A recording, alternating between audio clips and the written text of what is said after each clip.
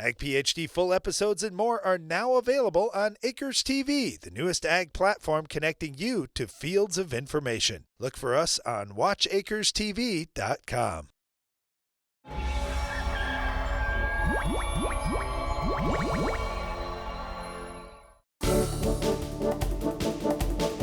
Many crops are already getting harvested around the United States, and whenever that happens, it gets me started thinking about the next crop.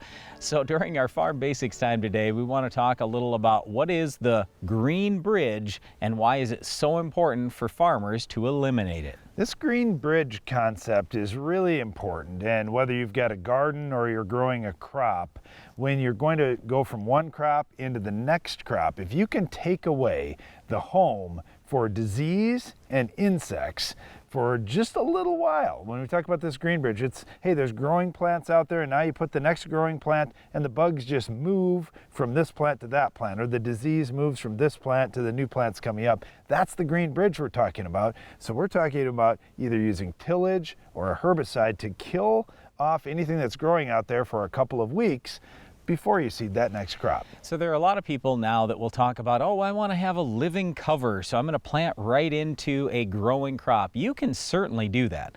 But the fear is exactly what Darren said. You're now going to have more disease and more insect problems in the next crop. So it's just one of those things where, hey, if you like spending more money on fungicide and insecticide in your next crop, that's fine. But some people say, you know what? I want to try to get by using fewer insecticides and fewer fungicides. So how can I naturally get these insects and diseases under control? Well, this is how you do it.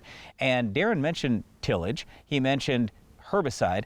There's also, and I hate to say this, but you certainly could mow the stuff off and burn it, worst case scenario, if you had to. I don't like that. I don't like that option. Either. Honestly, I don't like that option very well, and I don't like unnecessary tillage. If you say, there's really no need for me to till out here, great.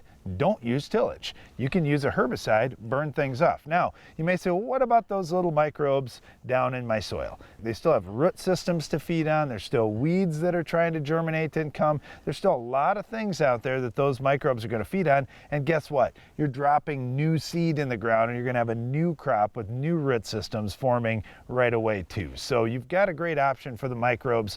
This little window of 2 weeks not seeing anything above ground is pretty important though. Yeah, and even the below ground, if the roots are killed off by the herbicide, for example, well, then there's just less chance that these things are going to be able to move to the next crop. This isn't a perfect solution or anything else, but this is just something that a lot of people are doing that is a natural way to get a lot of diseases and insects under control before you go into the next crop.